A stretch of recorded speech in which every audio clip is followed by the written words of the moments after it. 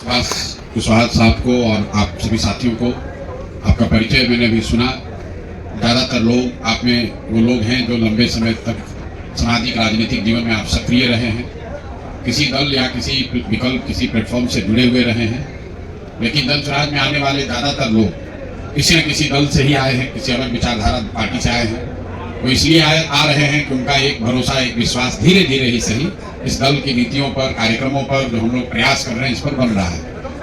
तो हम आपको इतना ही भरोसा दिला सकते हैं कि जिस ईमानदारी और जिस शुद्धता को देखकर सुनकर आप इस दल से, इस व्यवस्था से जुड़ रहे हैं, हमारे आचार विचार व्यवहार में आपको उसमें कमी नहीं दिखेगी। जीतना हारना, राजनीति करना, उसमें उतार चढ़ाव आता रहेगा। जरूरी नहीं है कि आपकी हर बात से हम सहमत हों या हमारे सारे बात से, निर्णय से आप सहमत हों।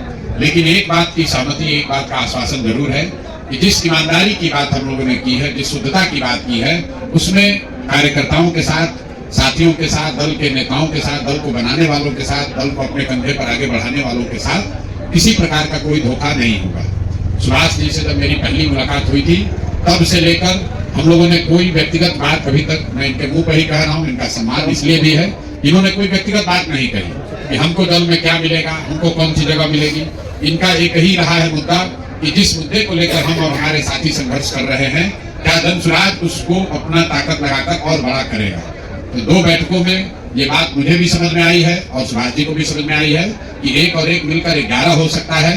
बेतिया राज की जमीन के अधिग्रहण का जो मामला है, दोनों चंपारण में बहुत लाखों लोग उससे प्रभावित हैं। जो संघर्ष आपने शुरू किया है वो उस संघर्ष में पूरी तरीके से जन स्वराज परिवार, जन स्वराज के साथी, जन स्वराज का संसाधन, मैं स्वयं पूरी तरीके से आपके साथ उसमें लगूंगा। अब आज आप विधिवत रूप से ज्वाइन कर रहे हैं, इस परिवार के हिस्सा हो रहे हैं, तो मैं आपका तहे दिल से शुक्रिया अदा कर रहा हूँ, आपका धन्यवाद कर रहा हूँ। और अब हम लोग बैठकर अगले 2-4-5 दिनों में कार्यक्रम की जो आपने पहले संरचना बनाई हुई है उसको देख लेंगे, उसमें कैसे जुड़कर उसको और बड़ा और बेहतर और धारदार बनाया जाएगा, इस पर मिलकर चर्चा कर लेंगे। उसकी कोई चिंता आपको नहीं होनी चाहिए। 2-4-5 दिनों में उस पर निर्णय ले लेंगे, फिर मिलकर आप इसका नेतृत्व करें। पीछे से हम लोग इसमें आपके साथ खड़े होंगे। जहाँ तक आपके अपने राजनीति का सवाल है, तो जो भी जिस पद से आ रहा है उस पद को, आपके अनुभव को, आपके पृष्ठभूमि को ध्यान में रखकर अगले 2 से 3 हफ्ते में जन स्वराज की लोकल इकाई में या राज्य की इकाई में जैसा स्वराज जी से बातचीत करके हम लोग तय करेंगे। यहाँ किशोर कुमार मुन्ना जी बैठे हुए हैं, ये जन स्वराज के संगठन के प्रभारी हैं राज्य भर में। हम लोग कोशिश करेंगे कि आपकी जो पृष्ठभूमि है, आपने जो जीवन में कमाया है राजनीतिक तौर पर, सामाजिक अनुभव के तौर पर, उसको ध्यान में रखकर आपको जन स्वराज में भी यथोचित जिम्मेवारी और जगह और सम्मान मिले।